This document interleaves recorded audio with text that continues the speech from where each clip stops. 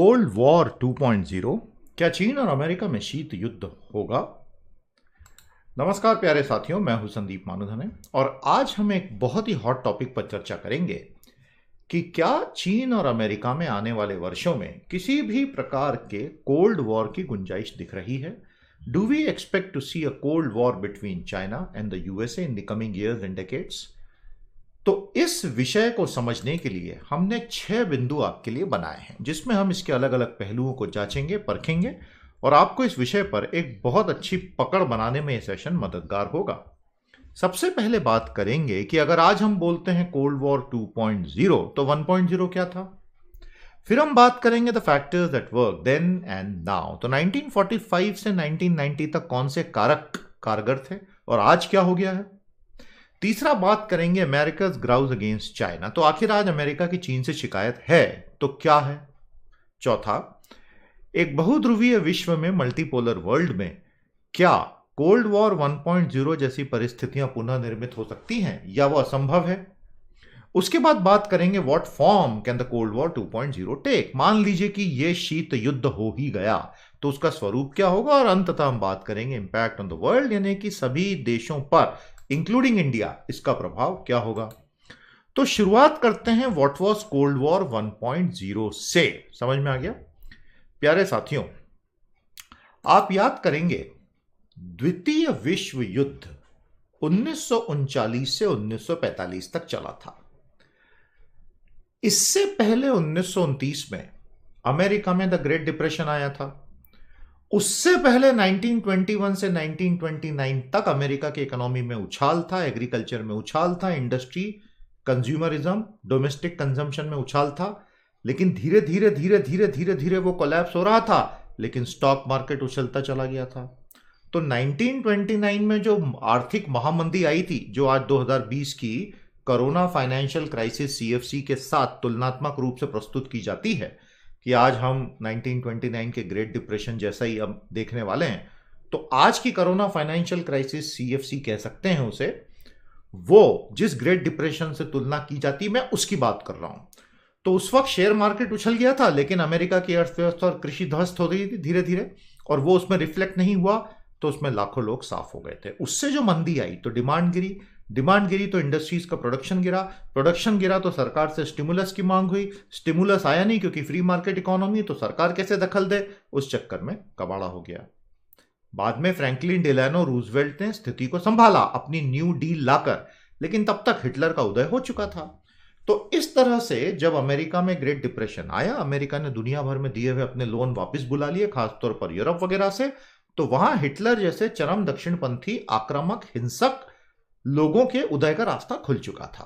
तो द्वितीय विश्व युद्ध हो गया। अब द्वितीय विश्व युद्ध में क्योंकि अमेरिका पहले इन्वॉल्व होना ही नहीं चाहता था, पर्ल हार्बर के बाद वो जबरदस्ती उसमें इन्वॉल्व हुआ। जापान ने जो पर्ल हार्बर पर हमला किया था, हवाई द्वीप में स्थित अमेरिका के नेवल बेस पर, तब तक जर्मनी यूएसएसआर पर हमला कर चुका था, जो पहले उसका मित्र था। तो अंततः अमेरिका भी सेकेंड वर्ल्ड वॉर में कूदा, सोवियत यूनियन भी सेकेंड वर्ल्ड वॉर में कूदा, और वो दोस्त हो गए कुछ समय के लिए। सेकेंड वर्ल्ड वॉर इन मित्रों ने जीत लिया। अमेरिका, ब्रिटेन, फ्रांस, यूएसएसआर, मित्र देश, एलाइड देश सेकेंड वर्ल्ड वॉर जीत गए। उसके बाद यूनाइटेड नेशन बना, आईएमएफ बना, वर्ल्ड बैंक बना, और एक नई वैश्विक पैक्स अमेरिकाना की व्यवस्था बनी। जब यह सब हो रहा था प्यारे साथियों, 1945 में, जब जर्मनी में हिटलर का, एशिया में जापान का, और यूरोप में इटली में बेनिटो मुसोलिनी का पतन हो चुका था, उस वक्त एक बिल्कुल नई दुनिया बनने की कगार पे थी। लेकिन उसमें रंग में भंग पड़ गया, क्योंकि मॉस्को में अमेरिका के दूतावास में जॉर्ज कैनन नाम का एक अधिकारी था।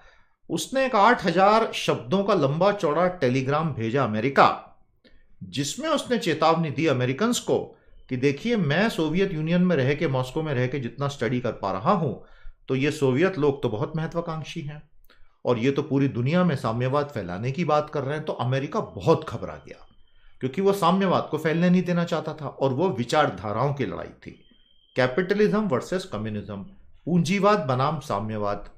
आज की जो लड़ाई है अमेरिका और चीन की, चीन में है कम्युनिस्ट पार्टी को बचा के रखो, उसके लिए दुनिया भस्म करनी पड़ जाए। और अमेरिका में रिपब्लिकन विचारधारा हावी है, जो बहुत सारी चीजों का मिक्स है। तो वापिस आते हैं कोल्ड वॉर 1 पे। तो वहां जॉर्ज कैनन ने ये टेलीग्राम वहां भेजा।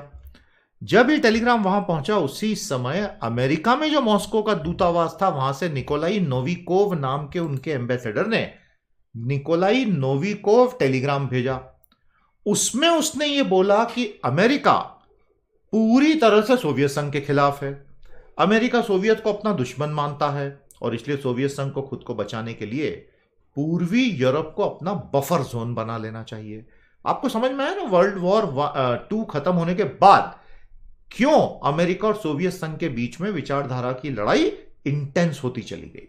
अब दोनों के पास परमाणु हथियार आ चुके थे। पहले अमेरिका के पास आए और उसने जापान पे चलाए, जो दुनिया में पहला उदाहरण रहा, पहला और आखिरी उदाहरण की सिविलियन पॉपुलेशंस पे न्यूक्लियर वेपन गिराने का। Little boy and fat man 2 बम गिराए थे उन्होंने। तो सोवियत और अमेरिकन के बीच में खाई पड़ गई। ये दोनों एक साथ जर्मनी से लड़े थे और अब बिल्कुल धुर विरोधी हो गए। तो दोस्तों, कोल्ड वॉर 1.0 1950 से 1990 तक चलता रहा, जब अंततः सोवियत यूनियन का विघटन हो गया। और यह विचारधाराओं की खतरनाक लड़ाई थी।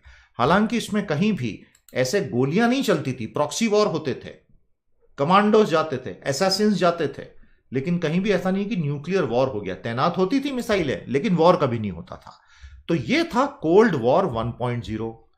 तो उस वक्त क्या कारक काम कर रहे थे? बहुत ही सरल है, विचारधाराओं की लड़ाई थी। आज क्या कारक काम कर रहे हैं?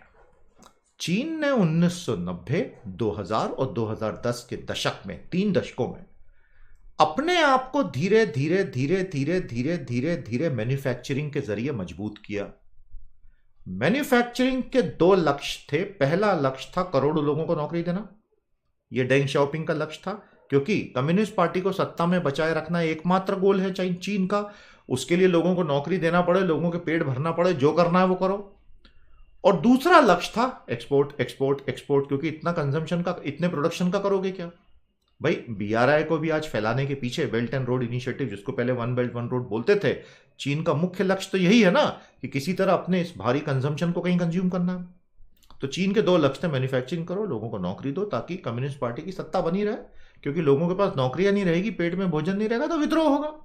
और वो खुद भी विद्रोह करके ही आए थे, उन्हें पता है। और दूसरा था एक्सपोर्ट करो। ऐसा करते करते करते करते चीन ने खुद को बहुत मजबूत बना लिया और अमेरिका बुरी तरह से उसके एक्सपोर्ट्स के जाल में ऐसा उलझा, क्योंकि क्वालिटी अच्छी, कीमत कम।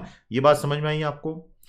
तो डोनाल्ड ट्रंप ने जब ये देखा, factors at work then and now की बात कर रहे हैं, कि इस प्रकार से हम चाइनीज एक्सपोर्ट्स के गुलाम होते चले जा रहे हैं।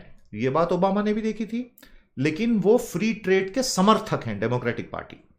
रिपब्लिकन्स ने बिल्कुल स्पष्ट कर दिया कि हमें कोई फ्री ट्रेड से मतलब नहीं है। डब्ल्यूटीओ खड्डे में जाता है तो जाए, चाइना खड्डे में जाता है तो जाए, हमें बराबरी चाहिए। ये इतने सरप्लस लेके क्यों चल रहे हैं? वो तो इंडिया से भी नाराज हैं कि तुम गुड्स में भी सरप्लस, सर्विसेज में भी सरप्लस, ऐसा कैसे? तो चाइना को किसी भी कीमत पर दबाना है। और इस बीच शी जिनपिंग की 2 गलतियां, उन्होंने बीआरआई को इतना एम्बिशियसली एक्सपांड कर दिया और उन्होंने बोल दिया कि 2025 में मैं सेमीकंडक्टर इंडस्ट्री में इंडिपेंडेंट होना चाहता हूं। आज वो पूरी तरह अमेरिका पे आश्रित हैं, क्योंकि दुनिया में सेमीकंडक्टर बनाने में अमेरिकन टेक्नोलॉजी नंबर 1 है। इसीलिए कल अमेरिका ने हुआवे पे नई बंदिश लगा दी कि दुनिया में कोई भी कंपनी सेमीकंडक्टर बनाएगी अमेरिकन टेक्नोलॉजी से, और हुआवे को अगर सेमीकंडक्टर बेचेगी, क्योंकि Huawei buys semiconductor chips in bulk, तो पहले अमेरिका से लाइसेंस ले लो। उसके बिना तुम हुआवे को नहीं बेच सकते, नहीं तो तुमको दी हुई टेक्नोलॉजी हम खारिज कर देंगे। तो वो सब चीजों का खामियाजा आज चीन की कंपनियों को फेस करना पड़ रहा है, क्योंकि अमेरिका को ऐसा लग रहा है, ये जो पॉइंट नंबर 3 पर अब मैं आया हूं, अमेरिका ग्राउज अगेंस्ट चाइना, कि चीन, अमेरिका कहता है, एक रिविजनिस्ट पावर है। इनका जो 2017 का एक पूरा का पूरा डॉक्यूमेंट आया था, नेशनल स्ट्रेटजी डॉक्यूमेंट, उसमें अमेरिका ने खुलकर लिखा कि हमें रूस से भी खतरा है, हमें चीन से भी खतरा है। देखिए, कई बार खतरा नहीं भी हो, लेकिन अगर आप लिख दें तो अगला इतना डर जाता है कि वो खतरा बन जाता है। आप समझ रहे हैं ना, कॉज इफेक्ट चेन रिएक्शन। तो 2017 के राष्ट्रीय सुरक्षा दस्तावेज में अमेरिका ने खुद लिखा कि हमें चीन से भारी खतरा है। अब चीन को भी ये बात दिख रही है कि भाई ये उसको हमसे खतरा लग रहा है, तो हम ऐसा क्या करने जा रहे हैं। हालांकि चीन के इरादे कभी भी नेक रहे नहीं। दक्षिण चीनी सागर में चीन ने जो कुछ किया है वो इसका सबूत है। तो अमेरिका और डोनाल्ड ट्रंप 2017 से लगातार क्या कहते आ रहे हैं, उनका कहना है कि हमको इनसे ट्रेड में तकलीफ है, मैरीटाइम फ्रंट पे तकलीफ है, ईस्ट चाइना सी, साउथ चाइना सी में टेक्नोलॉजी को लेकर तकलीफ है, और उसके बाद कोविड आने के बाद तो डोनाल्ड ट्रंप के पास वो सारे मोर्चे खुल गए, क्योंकि उनका खुद का मोर्चा कमजोर हो गया। वो एक लंबा चौड़ा टॉपिक है जिसपे हम कई बार बात कर चुके हैं। तो आज अमेरिका बेसिकली डोनाल्ड ट्रंप और उनका एडमिनिस्ट्रेशन जो पूरी तरह से anti China, including Mike Pompeo, जो अदरवाइज बहुत इंटेलिजेंट व्यक्ति हैं, लेकिन वो जिस तरह की भाषा का उपयोग इनके लिए करते हैं वो एक टिपिकल बुलिंग वाली भाषा होती है, क्योंकि चाइना भी वही करता है। तो ये इनके बीच में फ्रिक्शन लगातार बढ़ता जा रहा है। और आज अमेरिका का यह कहना है कि न केवल हम चीन पर बंदिशें लगाएंगे, न केवल हम चीन में बन रही सारी मैन्युफैक्चरिंग चीजों को, सप्लाई चेन्स को हम तोड़ देंगे, न केवल हम चीन के ऑल्टरनेटिव्स खड़े कर देंगे। कहना बहुत आसान है, करना बहुत मुश्किल है, क्योंकि जिन कंपनियों ने वहां अरबों डॉलर लगा के अपने पांव जमाए, कोई ऐसे छोड़ के थोड़ी भागेंगी। हम चाइना की इस तरह की दादागिरी पे बहुत हद तक अंकुश भी लगाने वाले हैं। ये खुलकर डोनाल्ड ट्रंप का एडमिनिस्ट्रेशन बोल रहा है। तो this is America's grouse against China today. और इस साल चुनाव है, तो किसी भी हालत में डोनाल्ड ट्रंप अब यह मौका छोड़ेंगे नहीं, तो यहां से गर्मी बढ़ेगी बढ़ेगी। कोल्ड वॉर 1.0 के दौरान जब एक कम्युनिस्ट ब्लॉक था और एक कैपिटलिस्ट ब्लॉक था, तब एक तीसरा ब्लॉक भी था, नॉन अलाइंड मूवमेंट, गुट निरपेक्ष आंदोलन, जिसमें भारत जैसे देशों का नेतृत्व था। थर्ड वर्ल्ड कंट्रीज थी, उसमें उभरती हुई कंट्रीज थी, एशिया और अफ्रीका की अभी अभी कॉलोनियल शक्तियों से आजाद हुई कंट्रीज थी। तो आज अमेरिका और चीन के साथ क्या हो रहा है कि वहां का जो एलीट है, जो सबसे अभिजात्य वर्ग है, नेता हैं, ताकतवर लोग हैं, व्यापारी लोग हैं, और जो जनता भी है, वो दोनों के दोनों पोलराइज हो गए। तो अमेरिका का एलीट वर्ग, वहां की जनता, और चीन का एलीट वर्ग और वहां की जनता एक दूसरे के खिलाफ खड़े हैं, खूब एक दूसरे से नफरत करते हैं। चीन के अखबारों में भी लगातार अमेरिका को गाली दी जा रही है। डोनाल्ड ट्रंप ये काम अखबारों पर छोड़ते नहीं, वो खुद ही कर डालते हैं, और इसलिए दोनों तरफ से वो मंच तैयार हो गया है जहां अब ये कोल्ड वॉर 2.0 में तब्दील हो सकता है। आपको बात समझ में आई? कोल्ड वॉर का मतलब होता है आपका भरोसा खत्म। कोल्ड वॉर का मतलब होता है सामने वाले को गिराओ। कोल्ड वॉर का मतलब होता है सामने वाला रिविजनिस्ट पावर है मुझे गिराने के लिए, तो उसके पहले मुझे उसको गिरा देना है। कोल्ड वॉर का मतलब होता है इसके जितने दोस्त हैं उन्हें मुझे तोड़ के अपने पाले में लाना है और इसको दोस्त विहीन कर डालना है। कोल्ड वॉर का मतलब होता है कि ठीक है, मैं भले ही गोली नहीं चलाऊंगा, लेकिन मैं इसको पूरी तरह से बर्बाद करूंगा। शीत युद्ध का यह मतलब होता है। आप बात समझे? लेकिन दोस्तों, आज विश्व की हकीकत है कि यह एक मल्टीपोलर वर्ल्ड है जिसकी अपनी बहुत सारी जटिलताएं हैं। आज अमेरिका और चीन एकमात्र शक्तियां तो नहीं है। 1950s में थे अमेरिका और यूएसएसआर। चीन क्या था? कुछ भी नहीं। इंडिया क्या था? कुछ भी नहीं। यूरोपियन यूनियन क्या था? था ही नहीं। उस वक्त तो एक एक देश था जो बेचारे मार्शल प्लान की मदद से तो अपनी बैसाखियों पे खड़े हो रहे थे। आज ऐसा नहीं है। यूरोपियन यूनियन बहुत मजबूत है, भारत बहुत मजबूत है, जापान बहुत मजबूत है, रूस अपने आप में मजबूत है। हालांकि रूस और चीन अब बहुत अच्छे दोस्त हो गए और वक्त पड़ा तो वक्त वैसा हुआ तो रूस चीन के पाले में खड़ा हो जाएगा जाके। ये तो बिल्कुल मानी हुई बात है। तो प्यारे दोस्तों, आज जो मल्टीपोलर वर्ल्ड, बहुध्रुवीय विश्व है, कोल्ड वॉर की कॉम्प्लिकेशंस बहुत ज्यादा होंगी, क्योंकि भारत के पास तो चॉइस है ना। हम चीन से भी दोस्ती रखना चाहेंगे, हम अमेरिका से भी रखना चाहेंगे, मतलब आइडियली हम तो दोनों से फायदा लेंगे ना। हमें क्या किसी एक के पाले में जाके मिलेगा? चीन के पाले में जाके तो कुछ मिलना ही नहीं है, क्योंकि चीन पाकिस्तान को कभी नहीं छोड़ेगा। और पूरी तरह अमेरिका के पाले में चले जाओगे तो चीन बहुत सारी दिक्कतें खड़ी कर सकता है हमारे लिए। रियल पॉलिटिक्स तो यही कहता है ना, मतलब ठीक है, अकड़ में हम कुछ भी कहें, सच्चाई तो यही है कि हमें बहुत देख समझ कर ही कदम आगे बढ़ाने पड़ेंगे। पिछले 2-3 महीनों में जो कुछ हो रहा है उस पे से आपको ये सिग्नल मिल जाना चाहिए, और जिस प्रकार से भारत की तरफ से रिस्पॉन्स भी है। तो what form can the cold war 2.0 take at all? अगर ये हुआ है या होगा अगले 5-10 सालों में, तो ये क्या स्वरूप ले सकता है? सबसे पहले टेक्नोलॉजी की फील्ड में भारी लड़ाई होगी। डोनाल्ड ट्रंप, या अगर वो हार गए तो जो भी अगला राष्ट्रपति आएगा, वो भले ही उतना एग्रेसिव नहीं हो, पूरी कोशिश करेंगे कि चीन की कंपनियों को नेस्तो नाबूद कर दें, हुआवे के सारे बिल्कुल पर कतर दें, एटलीस्ट जब तक ये ताकत है तब तक। लेकिन दोस्तों, मुझे लगता है अब उसके लिए देर हो चुकी है। अमेरिका को अगर ये करना था तो 15 साल पहले करना था। अब चीन के पास टेक्नोलॉजी की फील्ड में इतनी ओरिजिनल ताकत आ चुकी है, अमेरिका के लिए उसे पूरी तरह खत्म करना सेमीकंडक्टर के अलावा बहुत बहुत मुश्किल होगा। वो तो डिफेंस और मिलिट्री में भी अपने पांवों पे बहुत दूर तक खड़ा हो चुका है। दूसरा होगा ट्रेड एंड कॉमर्स में। डोनाल्ड ट्रंप पूरी तरह से, या जो भी अगला राष्ट्रपति अगर वो नहीं हुए, तो कोशिश करेंगे कि चीन के एक्सपोर्ट्स को काट दिया जाए। उसके बहुत सारे तरीके हो सकते हैं, और ये कुछ हद तक होगा भी, पूरी तरह नहीं होगा, कुछ हद तक होगा, क्योंकि बाकी के देश भी अपनी अपनी सप्लाई चेन के पैरेलल्स बनाना चाहेंगे, जिस पर मैंने हाल ही में तपस्या सीरीज में एक सेशन जारी किया था, वैश्वीकरण का भविष्य। वो आप जरूर देखिएगा, फ्यूचर ऑफ ग्लोबलाइजेशन। तीसरा होगा डिफेंस एंड मिलिट्री। भाई आज अमेरिका की मिलिट्री का तो कोई तोड़ है नहीं, लेकिन अल्टीमेटली अमेरिका की भी सीमाएं हैं। चाइना और रूस मिलकर उसको टक्कर अच्छी दे सकते हैं। तो हम अगले 10 साल में इस तरह की बहुत सारी स्कर्मिशेस देखेंगे, जिसका प्रभाव नकारात्मक होगा विश्व की अर्थव्यवस्था पे। कोविड ऑलरेडी है, जिससे एक बहुत भारी रिसेशन, डिप्रेशन में तब्दील होने की स्थिति आ चुकी है, और उसमें अगर ये हुआ तो ये बहुत जटिल रूप ले सकता है, कोल्ड वॉर 2.0। आपको बात समझ में आई? So impact on the world will be very severe. किस प्रकार से? देखिए, युद्ध तो नहीं होगा, क्योंकि अगर युद्ध हुआ तो वो इतना भीषण होगा कि it is going to be a self deficit one, जिसको एम्पिरिक विक्ट्री कहते हैं, कि जीत तो गए लेकिन हाथ पांव कट गए। और न्यूक्लियर वॉर का तो सवाल ही नहीं, क्योंकि दुनिया ही नष्ट हो जाएगी। तो प्यारे दोस्तों, आज कोविड के बाद जब अर्थव्यवस्था बहुत तेजी से डिसेलरेट हो गई है, यानी कि गति खत्म हो गई है, दुनिया भर में, सिर्फ भारत में नहीं, अमेरिका में भी, चीन में भी हालत बहुत खराब है। बहुत झूठ बोल रहे हैं पहले दिन से, इसलिए जो चीन से खबरें आती हैं उसको सच मान के मत बैठिएगा। समझ रहे हैं? हमने बहुत पहले कहा था कि अगर वो बोलता है एक इन्फेक्शन है तो आप मान लेना 5, 6, 7 होंगे, क्योंकि चीन में शी जिनपिंग का पूरा खेल प्रोपोगेंडा का खेल है।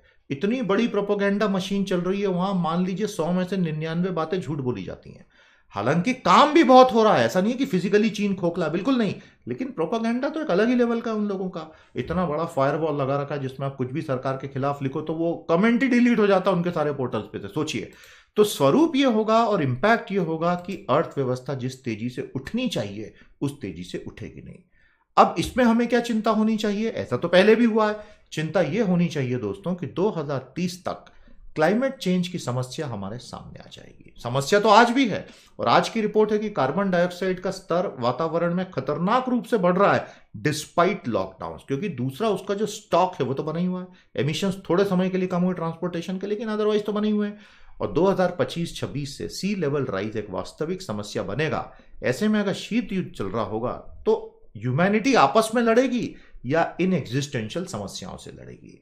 तो प्यारे साथियों, ये था हमारा आज का सेशन, कोल्ड वॉर 2.0। क्या ये हो सकता है, और अगर ये होगा तो उसके मायने क्या होंगे? कैसा लगा आपको सेशन? लाइक कीजिए, शेयर कीजिए, और यूट्यूब पर हमने मेंबरशिप्स ऑन की हैं, इस लिंक को ओपन करके आप मेंबरशिप जरूर ज्वाइन करें। और ये वीडियो आप देख रहे हैं उसमें नीचे आपको एक ज्वाइन का बटन भी दिखेगा।